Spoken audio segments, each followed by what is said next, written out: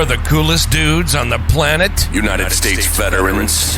What's the coolest sport on the planet? Pro wrestling. And what would be the coolest podcast on the planet? That would be this one. U.S. military vets talking pro wrestling. This is the No Shave Man Cave.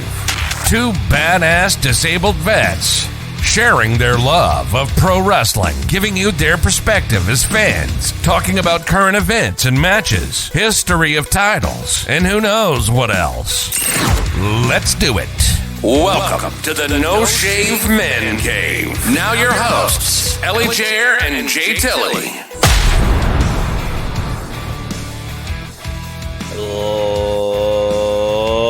Ladies and gentlemen, boys and girls, children of all ages, wrestling fans, and sports entertainment fans, welcome to just a razzmatazz, funky like a monkey week in review for professional wrestling. I'm Ellie Jair. I'm Jay Tilley.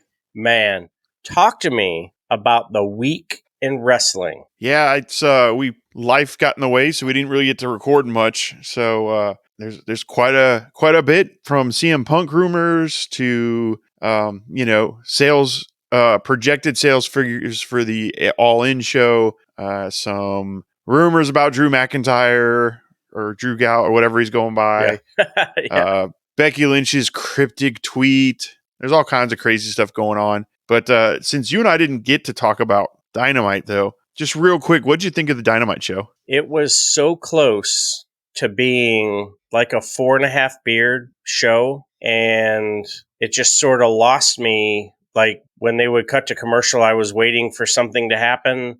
The crowd was popping. I don't know if you saw Britt's Moneymaker today. She's got a gnarly black eye from getting worked over. And I was just waiting. It just seemed like something was missing. And like when I went back and reflected on it, they were playing to like the 7,000 people that were in the crowd instead of the 900 million people watching. And I felt left out as like a fan. So the crowd was great. Like the timing of the commercials, there was only one spot where the commercials got a little wonky. The energy of the crowd though was fan-freaking-tastic. And it may be because the Rampage is on Saturday, so they didn't do like additional tapings and stuff. So they were still juiced to the nines and ready to go. So I wanted to see Jamie Hayter. Like I said in our episode, haters are going to hate. And I've got a really funny Haterade shirt. And not seeing her get the shine, but seeing Britt get the win and Ruby tapping, I felt like that was a blow-off match. But it can't be a blow-off match. So all in all, I gave it 3 beards. I thought the crowd did their part. The boys and girls did their part. It was a little bit rushed to the point where you could hear the producers and the referees yelling, hurry up, hurry up, hurry up. So they rushed some stuff. And, but yeah, I mean, the wrestling was really fun. I didn't think the segment with the Blackpool and Elite went too long. It actually, could have breathed a little bit. And then same thing with Adam Cole and Britt. I wish they would have let that breathe a minute because I was so confused. Because next thing I know, I'm like, wait a minute, where's the kendo stick? Is that Matt and Jeff Hart? Like, woo! So I was in a whirlwind, like a turnstile. Like, oh, wait a minute, I don't want to pinch a finger.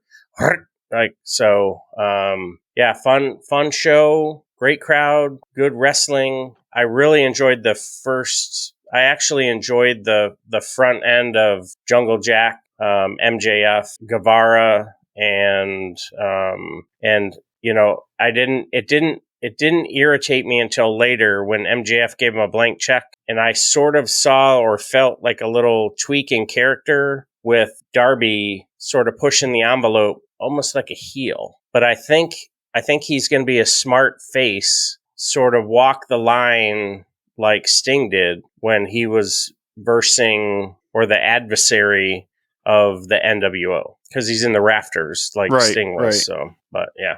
So that was my take, and yeah. Wow. Yeah, I wish we could have done that podcast because I had a completely different take on almost everything you said.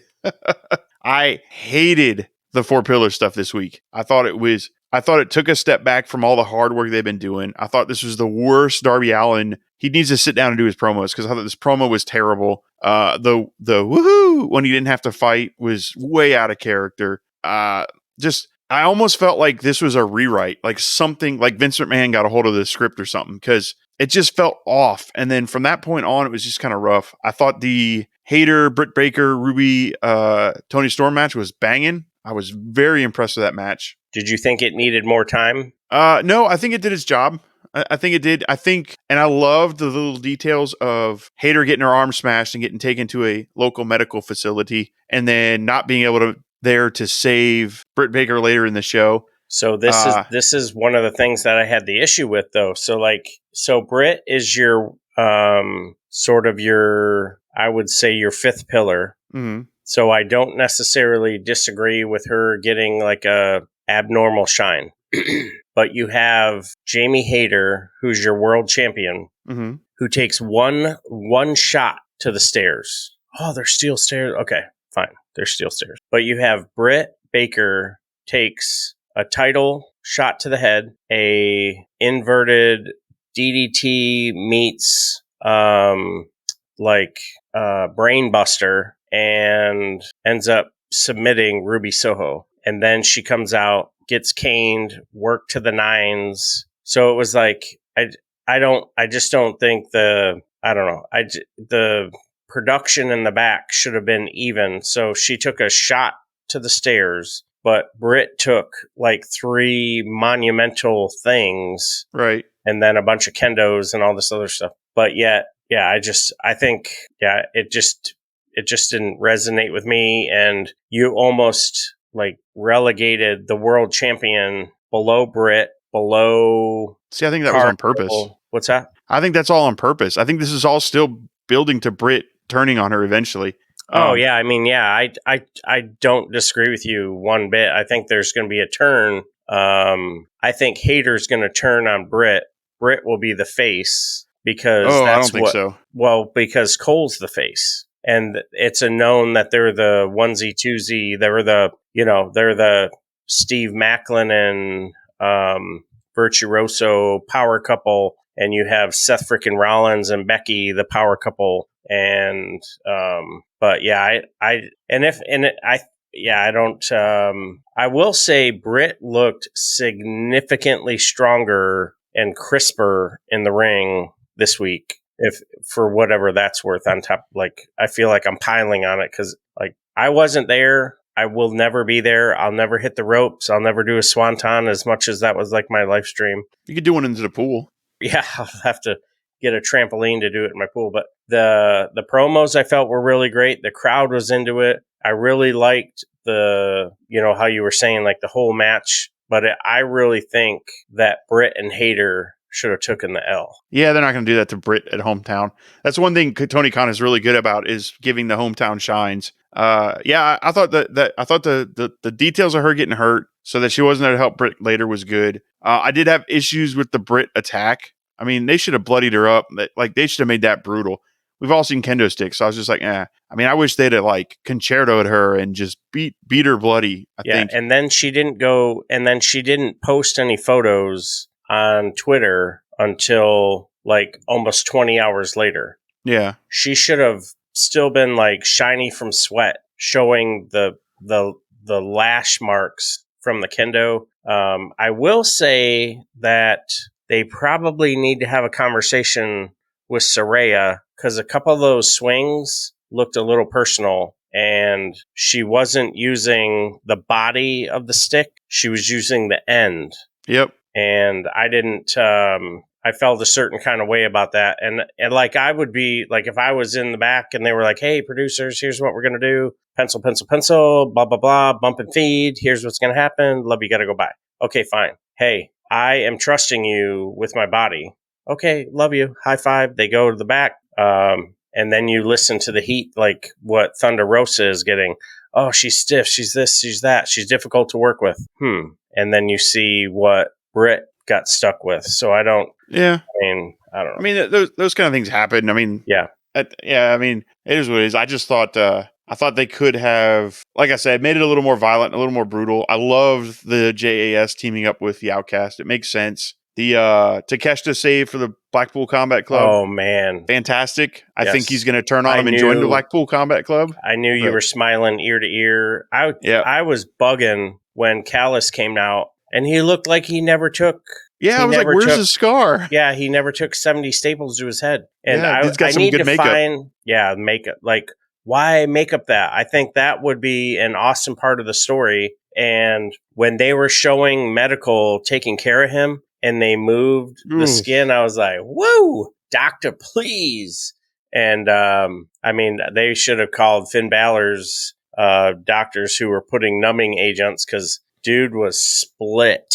Yeah, And it was gnarly looking. yeah, I thought that was good. I thought that was really good. I knew you were smiling ear to ear during that. I was like, JT is gonna explode. I enjoyed that. And so there's another thing, minor thing happening in the Twitter sphere and a little bit online or a little bit on the show that I don't think is as little. So during MJF in the beginning, talking about, I hate being here in Pittsburgh and, Britt Baker sucks. I don't think that's a throwaway line. I really think they're going to build a feud between Adam Cole and MJF because Britt Baker and MJF have been going back and forth on Twitter a lot. She talks about how much she hates him and he doesn't work well, and he's talking about how she's not a good wrestler. I absolutely think they're slowly building subconsciously to us fans that Adam Cole's going to finally go, all right, I'm done. Like, stop talking about my, keep her name out your mouth moment, because I caught that line and then I've been kind of catching the Twitter beef and I'm like, okay,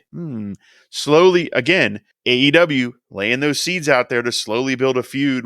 Because he hasn't mentioned Adam Cole. He hasn't said anything specific about Adam Cole. It's all been about Britt Baker. And even in an interview just recently when with Sean Ross Sapp, he said, "Oh yes, something Talk to about him. she Talk thinks to she's him. she thinks she's one of the pillars, but she's trash." And I was just like, okay, I'm twice your size. I'd kick her effing ass." And yeah, I'm like, yeah. I was like, dude, whoa. simmer down, bro. So I don't think all that's by accident at all.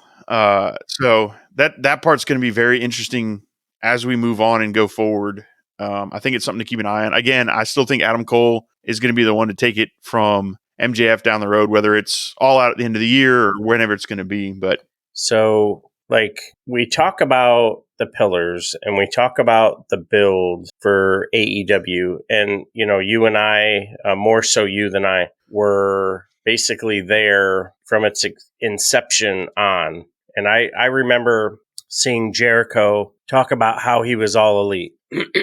And I thought that was more significant, probably more significant than almost anything that I have experienced like in recent years. And, he made a deal with Vince that he would never wrestle in North America for another company. He went off to New Japan, did his, Painmaker thing, was very successful, held the most beautiful title in all of wrestling, the New Japan United States title, had some bangers over there, picked up a new finisher, and bam, there he is on American television, your inaugural AEW champion, and just did a phenomenal job. And, now here he is. And not that you don't forget that he was WWE, not that you forget that he was a undisputed champion and he beat The Rock, he beat Stone Cold, he beat Triple H.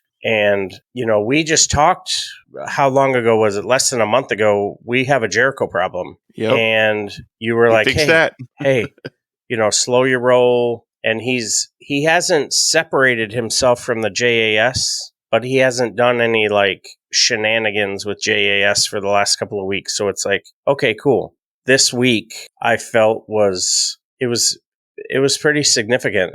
It was different. It was special, and it wasn't like any other. Yeah, I just don't feel like it was different. I don't feel like it just feels different. If I can't explain it. Just felt, No, I agree. It felt different. This is that they've built this Adam Cole Chris Jericho thing very differently than they have everything else they've done with Jericho. So I absolutely agree. I felt like, okay, this is a new way to approach this. And then they heated it really quick with the attack. So yeah, I think this is a good feud that they're building for sure. I thought Dynamite was decent. I hated the 4 pillar stuff. I hated the end, the impromptu match and all that other garbage. I did not like any of that. So I ended up I know we didn't get to talk about it in an official review, but I think I only gave it 3.5 beards myself. It wasn't high on my list of top tier Dynamites, even though there was some good stuff on it, some great stuff on it. Everything was kind of like, this is really good, or this was really good, except, and I thought that kind of took away from the show a little bit. Like the Pillars match at the end, those two had one of the best matches I've seen, but I didn't like the ending with MJF and Yeah, that was dumb. That there was no need for that. There's no money to be made with that. The only money that could be made, and I'm trying to figure out how to do it because I know how my WWE brain would do it, but Tony Khan doesn't generally come out and show his face and contradict, what the officials say. And, on Rampage, Mark Henry's like, well, there's enough talking, but I think it needs to be a 4-way dance. Everybody needs to get their stuff in. Someone needs to get bloodied up. MJF comes out the other end, and then Guevara separates himself from the JAS. Darby sort of starts going off on this other tangent, separates himself from Sting, and now Jungle Jack needs to figure out where he is in the world. He'll be a multi-time TNT champion until he has his roots. And so what'd you think of the Wardlow winning the TNT title? I was okay with it. I like the way they did it. I like the Arn Anderson twist. I didn't see that coming. I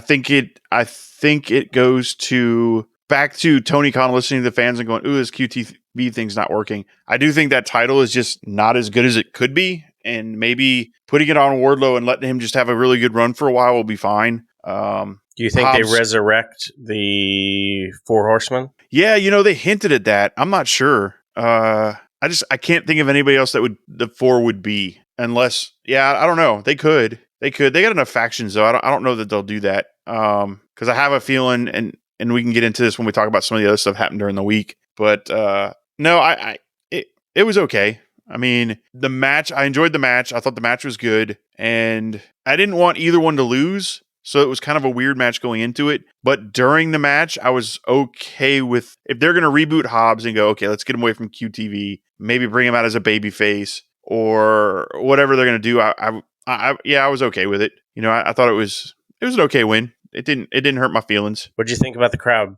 I think the crowd was pissed off at the Pillar stuff to start the show and then came alive during the women's match with Britt Baker. So, because I felt like even the crowd, it was quiet. And I think some of that was the promos had no oomph to them. Okay. They were just kind of happened. All 3 of them was some of the worst delivery I'd seen. Wow. And that's why I think something changed or something happened or they had to rewrite something because it's not very Tony Khan-y to do a promo train like that, to 2, have it just kind of so flat, to 3, have it set up an impromptu match at the end of the show. It was very WWE for me. And I was just like, ugh. But I thought the crowd definitely came alive when Britt Baker came out and we did that match. And I thought from then on, they were into everything. I mean, Wardlow is a hometown guy too. So they were into that. Everything with the Elite and Blackpool Combat Club. I did think, Omega's promo was a little soft. I thought it was odd because he's usually on. I don't know. The whole show just had this weird feeling about it. So I don't know. Like I said, I gave it about 3.5 beards. I was just kind of disappointed in a lot of the show itself. Wow. Yeah, I'm sorry that you weren't feeling it because I was thinking deep down inside you were just glowing, especially when Takeshita came out. So I was that right there is 5 beards. Yeah. But yeah. I judged it as the show in general, and there was just little weird things. I don't know. It was just a very strange Dynamite for me, and I don't want to say it was bad because I don't think it was bad, but it was not top tier for me. Yeah. What do you, so going on to other stuff happening in the week, because this ended up becoming a Dynamite review, which we weren't going to do, but so we can spend some time talking to some other stuff. What do you think this collision is going to be? So, yeah, I think this will be a very self-servient montage dedication to the Punk that is CM. And hopefully they have their own title. And it's one of those things where CM Punk isn't carrying the title like what we expected Tony to just put the title on Cody. And it will be a step above Rampage, where it will be a greenish organization, and it won't be like an ROH collision. Like, it won't be AEW versus ROH every week, because when Tony bought ROH, he said they're going to be separate, they're going to be distinct, they're going to be different, and production wise and theme wise and product wise, they are different than Ring of Honor. So hopefully they stick by that. And, if you look at Raw, and I was like, the whole time, I don't want to compare Collision and Dynamite to Raw and SmackDown, but you're going to have, and then I say but, and you're going to have two separate shows with what I would think would be separate titles.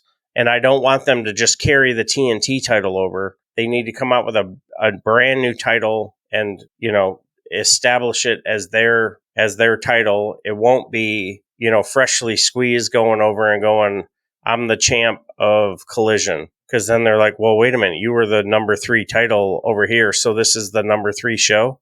No. So that's probably the only, confusing thing. And I'm fine if we never see CM Punk again, and that's probably my jam on it. But CM Punk means that we're going to see FTR, which means, I don't know. So I don't want factions to float over. So now you're only going to see FTR on Saturday, because there's like, and this is all, like you said, in the Twitterverse, CM Punk has been directed to stay away from the Elite. What? And like I tweeted, and I've been trying to do a better job with putting Ellie Jair says, wait a minute, you guys work together. And then I think to myself, well, wait a minute. I work with some folks. I work with some people I stay away from that I don't generally Wonder Twins activate with, but I don't have to make like this, like, yeah, I don't know. I'm almost confused about what they're going to do, but I think they'll work it out. I hope Collision is just another AEW show. I don't want to see a brand split. And I still, in my fantasy dream world booking, want to see CM Punk come out on June 12th at the United Center in Chicago and walk up to Bryan Danielson and give him a hug and say, hey, thanks for taking this on for me, and him joining the BCC. Wow. And you've got Punk, Mox, which will be rough anyway because he said some shit about Moxley too. But, you then set up Punk, Mox, Claudio, and Yuta, and Danielson versus the Elite plus whoever Takeshita, I guess, is different, or Hangman, or whoever it's going to be. I just, be adults, man. Like, we all fight with people, and get over it, because the amount of money they can make is amazing. You mean to tell me some WWE guy that never watches AEW is going to hear about All In at Wimbledon Stadium, not the arena, and 90,000 people going to see this show, and it's going to be CM Punk? I know that name. Or let's say he's working Chris Jericho, let's say, because that's one of the rumors too. 90,000 people, Chris Jericho, CM Punk. I guarantee you're going to get some eyes on that product. And CM Punk versus Kenny Omega writes itself. I hope they, and again, I'm really nervous about the brand split, because I guess it makes sense. My concern is, I agree, I think they need titles for each show. However, now you're talking, 8 titles between the two shows? And then are they going to take the WWE thing and hold a draft so you can mix up the rosters occasionally? Are they going to, when they hire new people, say, well, this person's only going to be on Collision? Are they, I'm concerned about that, because I want to see FTR versus the Young Bucks again. But if you put FTR on Collision with so are you going to move the trio titles there? So we're never going to get to see CM Punk FTR versus the House of Black, or are we never going to see the Elite versus the House of Black again? Where's Death Triangle going to go? Like, there's all these questions. And I trust AEW. I trust Tony Khan. I trust the Elite. I trust CM Punk. They all have beautiful wrestling brains, so I'm sure they're working it all out. Yeah. I just it absolutely worries me in some extent of if they don't pull this off right, it could ruin AEW. Dude, yeah. Because now you have to hire a whole second production crew. You have to purchase all additional ring advertisement, pillar to post, everything, whatever. And I think that's May 17th is like the inaugural show. So, you want the production to be, top shelf. TBS, TNT, they're paying, to the nines on that. So you're going to have Rampage. I'm sorry. So let's back this up. So you're going to have Dark Elevation. You're going to have Elevation. You're going to have Dynamite. You're going to have All Access. And you're going to have Collision. And Rampage. And you're going to have Rampage. So there's, I would assume, make an ass out of you and me. I would assume that Collision is going to be 2 hours. Dynamite is 2 hours. And then you have All Access, Elevation, Dark Elevation, and Rampage.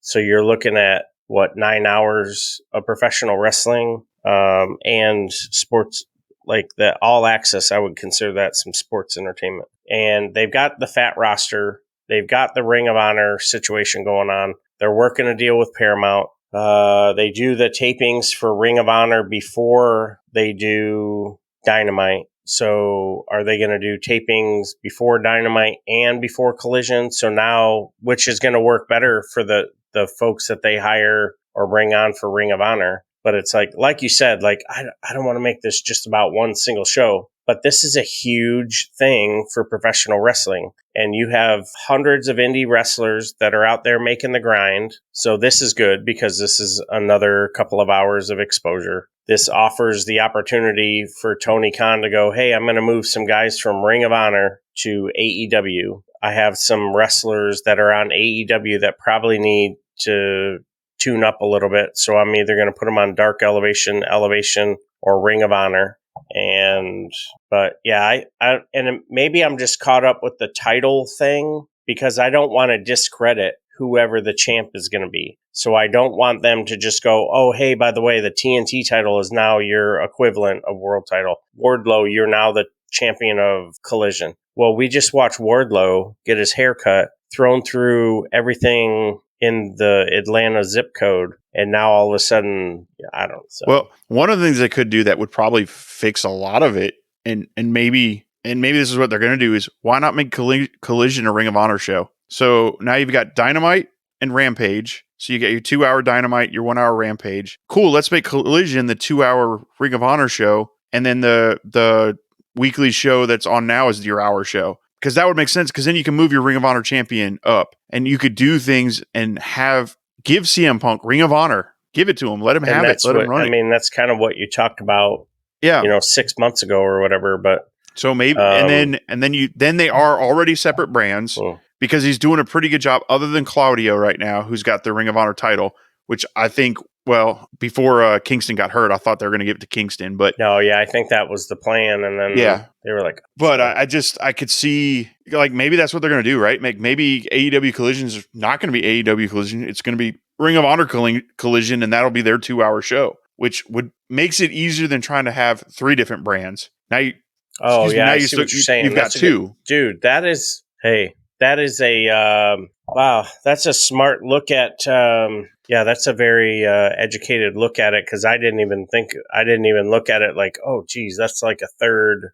It's a third brand. Yeah. I mean, if you're having AEW, let's say, Collision is a different thing, and then Ring of Honor, now he's got 3 brands. And the other thing is, Tony Khan ain't got enough time in the day to book all this. Yeah. So unless he's going to do, legit, let CM Punk book Collision and give it to him, and then let the Elite book and run AEW, then yes, your shows are going to feel completely different. And I think it's a good thing. And maybe he just has final say, almost like the Vince McMahon, it kind of filters through him and he kind of gets a final say. Wow. But I'm concerned. I think making it a Ring of Honor show would be the way to go. Yeah. Make it Ring of Honor's free show on TV, so you're not paying for the subscription service. Yeah. I'm just really leery of CM Punk and, giving him the keys to the castle or the Cadillac, or, I'm getting ready to get an Audi. I would not give him my fob to set my mirrors and like radio and like, yeah. I don't know. If you get him some good meds, he might be all right. Maybe. Chicago is, I think they're open. We got some decent stuff. We had there we had a good time up there. What street was that on? Green or? No, I don't know. The Yeah, CBD. Yeah. Right downtown. Yeah. But no, yeah. So we'll see what happens with that. I'm super excited and proud of the growth and the effort of the boys and girls and men and women over there in AEW world. The Blue Ivies and the Jade Cargills and the having the Stones to be able to sign Jay White and Taya Valkyrie, who just are two absolute gets for that company. And I love how they're pushing WWE. I was really hoping that NWA would be doing a little bit more than what they're doing. And, and I don't know how much Impact, our brothers and sisters and fam that are listening, Impact is just really starting to hit on all cylinders. And I think it's just a byproduct of what they're seeing and how they realize like, oh man, I got to keep up. I got to keep, doing what they're doing, really pushing the envelope with their champions. Deonna Purrazzo is your women's champion. Macklin Semperfi is our Impact World Champion. That X Division title just really is really top notch, a lot of fun to watch. But then you look at AEW and that trios title and your international champion, Freshly Squeezed, really bringing it. And if Collision is going to be a second brand of AEW and not, I would make Freshly Squeezed your inaugural world champion for Collision. So we said we're going to talk Wrestling World. We spent 37 minutes talking AEW. Yeah, man. So AEW has kept us busy. You've got a lot of stuff going on. They do a lot of great stuff when they get into those communities and they hang out. They do a lot of really cool stuff and really improve. They make the place better than when they got there. Just right when you think everything is sort of quieting down with Thunder Rosa, she's on a weekly show where it almost feels like she stirs it back up. So she got kind of work.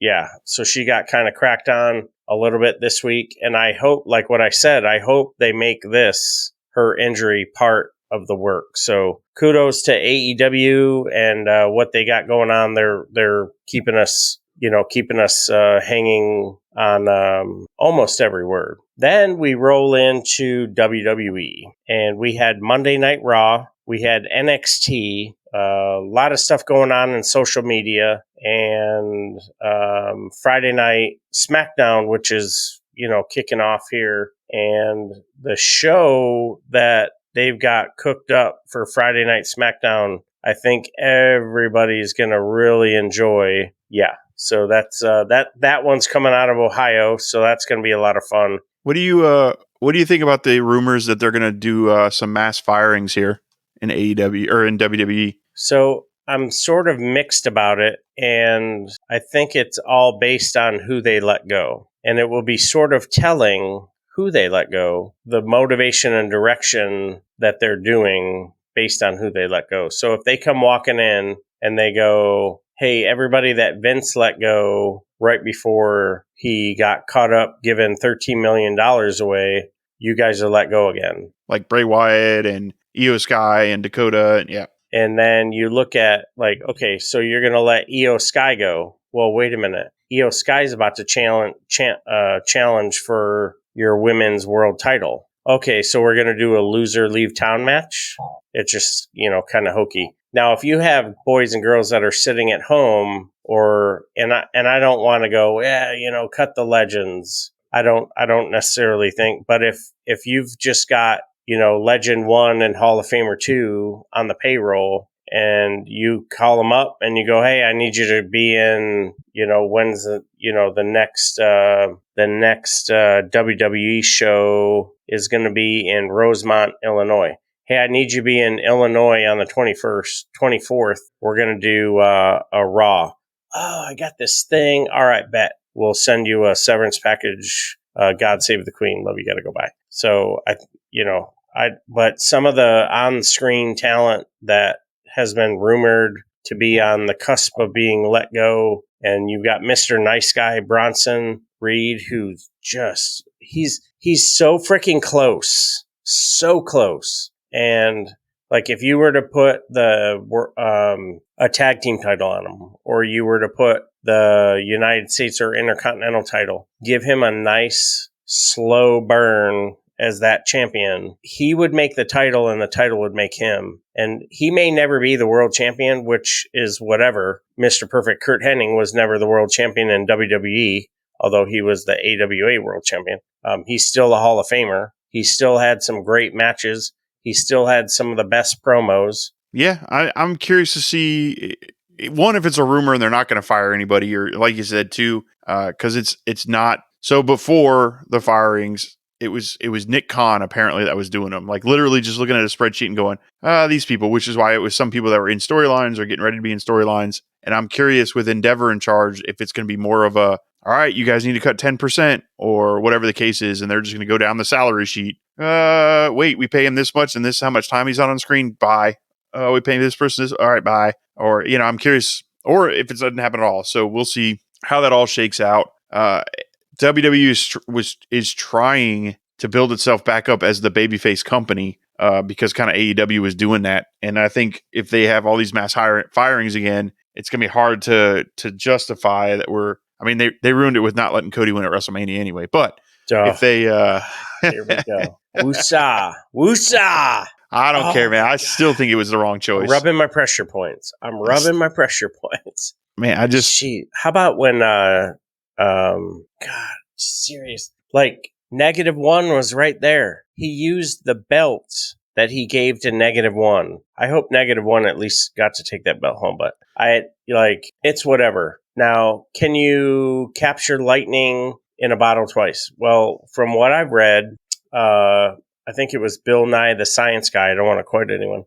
Lightning does not strike twice in the same location. Oh, well, we did WrestleMania in SoFi, and we're going to do SummerSlam in Detroit, so it's different. Dog. He ain't winning it at SummerSlam. Dog. Well, I'm willing to bet he's still feuding with Brock Lesnar by SummerSlam. No. Yeah, I think this will be, we'll close that out in Puerto Rico. I think Brock beats him in Puerto Rico, and then they have a rematch at SummerSlam. No, he'll beat Brock Lesnar. We'll move on. You're going to cry if Brock Lesnar beats him, aren't you? No, it'll make sense, too, because he's the Beast Incarnate. He's he can't challenge for the title, so he's even more upset. So he's going to hit him with 37 suplexes instead of 36. Or he'll hit him with like a specific number. Well, I've been a champion for 10 times. I've been a 10-time champion. So he'll suplex him 10 times, whatever. Hey, fans, watch this. So what if Brock Lesnar wins the Royal Rumble and is the one to beat Roman Reigns? Next subject. Oh, my God. You're right. What if he wins Money in the Bank? Oh, man. Yeah, yeah. You should, if you see the video, he just short-circuited a little. Hey, that would tell you right there whether it's Vince McMahon or Triple H booking. Yeah, I think so. Here's what I think. We're going to go into Puerto Rico and Backlash, and it is going to be a banger. And Cody will come out the victor. Then you'll go into the King of the Ring or the Night of Champions. Isn't it the Saudi show coming up next? Yeah, so Night of Champions or whatever it is. Yeah, so that's being referred to as Night of Champions. Yeah, and then you have Money in or ladder. You have the Money in the Bank. Money in the Bank. Thank you. I don't think Cody will be in the Saudi show. Trying to think of how to make sense with that. Night of Champions. Maybe he will. He could be competing for the U.S. title, or I don't know. He could be on something, but I don't necessarily think so. Then you have the Money in the Bank in London. He'll be on that show, which he will go 1-on-1 with Solo. He will take Solo down the dirt road or whatever. What does he call it? Roads. What's his finisher? Crossroads. I just said dirty road. I was like, what do you So get he's at? gonna- The dirty road. What? Don't make it weird. Or do. So Like the Cody Dirty will Sanchez. come out on the other end. He'll defeat Solo, and we'll come into D-Town, and Cody will get his comeuppance, even though there is no historical relevance or association. And the only way that this would warm, as they say on What Culture, my tum-tum, is because he didn't win it at WrestleMania. The only way that it absolutely makes sense is for Cody to win it in Madison Square Garden. So Cool. I want him to win it. I want him to win it at SummerSlam. My heart is 97.75% sure that he's going to win it, but I could see some kind of chicanery, and we don't get that. But So I'll pose this to you. When has Brock Lesnar ever been in a feud that is a one and done match? I'll wait. Yeah. So I do not see this Brock Lesnar thing going away quick. I think and this is what irks me. If they'd have given him the title, they could have run this damn thing through SummerSlam, because now it's a title run thing for Brock. I think I'm standing behind. So either Brock beats Cody in a squash like he did John Cena, or you get Cody going over and Brock loses his mind and injures Cody, quotation mark, maybe breaks his leg to mimic his dad's stuff. oh you know? my God, that would be so. Oh my Yeah. God, I just peed a little bit. So, but Dude, then you're going to have, Brock has him. Oh my God. yeah, Dude, this Like- is so smart. So Brock has him. He's thumping and stumping. It is or is not a cage match. It isn't. It is or is not a no DQ. It isn't. Match ends. Cody wins, but the bloodline comes out, breaks his leg. No one can get to him to help. Now he's on the shelf for however long. And all the have you watched some of the documentaries about Dusty, how he actually would go around the house with that cast on his leg? yeah, And it was cut so he could slip it on. So his friends and family weren't even sure. They were like, damn, he's got that cast on. Oh, I hope he's okay, whatever. He'd wear it to bed. Like he was living the character. yeah, Yeah. yeah. I mean, so that's That's the way hot. you go. And then you get Cody off TV for a while, although a broken leg takes a long time to heal. So, but maybe an injured leg, or But at the medical facility, yeah, they do magic stuff. cryogenics or some shit.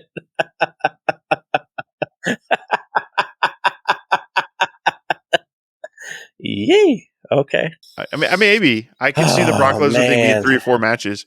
Okay. I don't think Roman loses until next WrestleMania. I don't. I think he rides it out. I think your SummerSlam main event is going to end up being maybe match 3 of the Cody Brock, and it'll be some gimmicked up match. I mean, maybe it'll be Solo and Cody, but where Cody has to out wrestle Brock because we're gonna play on Cody's collegiate scholastic wrestling skills. Yeah, but we'll see. It'll be interesting to see how it all unfolds. I'm curious. Homie, don't play that. We got to get. We got the tag team titles off of the Usos, which I think there is like a decent chance they win them back in Puerto Rico. Or actually in Texas. They have a match in Texas this week. There's a decent chance that they win them back because the chase is much better than the defense. So we'll see what comes with that. So yeah, I mean, how about this? Talk to me about what you thought about Trish's promo. Oh yeah, I think we covered it on Monday, but I thought it was a decent promo. I think her turning heel was good. Curious to see the work with her and Becky in the ring to see how much of that ring rust she's got. And that's a Backlash too, right? Yep. No, So Backlash it's is- SummerSlam. Oh, they pushed it to SummerSlam. Yeah, they don't okay. touch till SummerSlam. So Trish is dealing with a torn hammy. Oh, that's right. Yeah, it was decent. I thought her assets were out in front, and she was able to play to those assets. Yeah, she looked really smart. She had some. And it was it was a good promo. I enjoyed it. Yeah, when she backed up and she was like, "This is not a sidekick." Yeah, I was like, "Oh my god, that that was awesome. Like, I don't like, yeah. I mean, you could be like whatever demographic, you could like a man, woman, both. If that's how you roll. That didn't even matter. The wrestling brain in me, when she stepped back and she was like, "Hey, this is not a sidekick." I was like, "That, yeah, I love you. You are you're fantastic on the mic, and I freaking can't stand it." And I like the character work that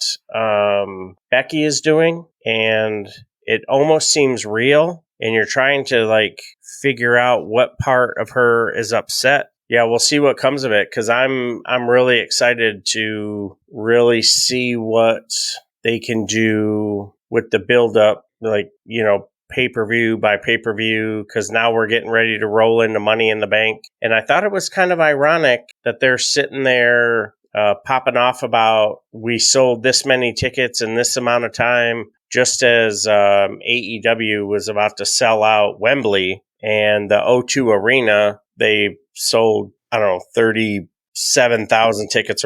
I was like, just, I don't know, that was kind of weak. But Who's your pick to win Money in the Bank? so Money in the Bank on the men's side is going to be L.A. Knight. Yeah. Yeah, I agree. And then on the women's side, I think it's going to be Chelsea Green. Okay. Wishful thinking will bring out Matt Cardona. But I was thinking of returning Alexa Bliss. oh man, that'd be awesome too. That'd be really good too. But considering she's so closely linked to what's happening with Bray Wyatt, I have a feeling they're dropping that altogether. I may be wrong, but I hope they do. I hope they bring Bray back and just completely eliminate the Fiend, the Playhouse, and he just gets back to being freaking Bray, freaking stinking Wyatt. And yeah, I think that'll be a lot of fun. So cool. Well, we'll have to do a podcast based on we'll have to do a Money in the Bank podcast coming up. Oh heck yeah. But yeah, we'll swing by, maybe grab some burbs. Yeah, maybe one of our live shows. Breaking news. I believe our first live show is the same date as Backlash. So you didn't know. So so we'll have that coming down the pipeline. Part of the Fantasy Sports Corporation. Shout out to those guys and letting us join them and giving us some time on their network to talk about some wrestling. So excited to do that. Heck yeah. And at this point in the show, going to go through my standard stuff. Please make sure you are subscribing, leaving comments, and enjoying our podcast wherever you get podcasts from. We drop almost daily content. Sometimes life does get in the way, but we try to drop a daily show, whether it is a review of your WWE or AEW shows, or it's just us talking about what's going on in wrestling. Follow us on all your socials at No Shave Man Cave, wherever you want to. Whether it's TikTok, Instagram, all that good stuff. We're pretty active on the Twitter first there, so you can follow us there. We have not paid for the blue check mark, but we're there. You'll know us. And thank you everybody for listening. And again, everywhere you get your podcast from, give us those 5-star reviews and leave a comment. Let us know what you think so we can get better or get worse based on your feedback. And with that, I am going to hot tag out for Ellie Chair and the finisher. You set me up just right, my friend, my sir, my tag team partner. So, as we say every time we log out, thank you very much to our brothers and sisters in arms for your service, for your dedication, your families.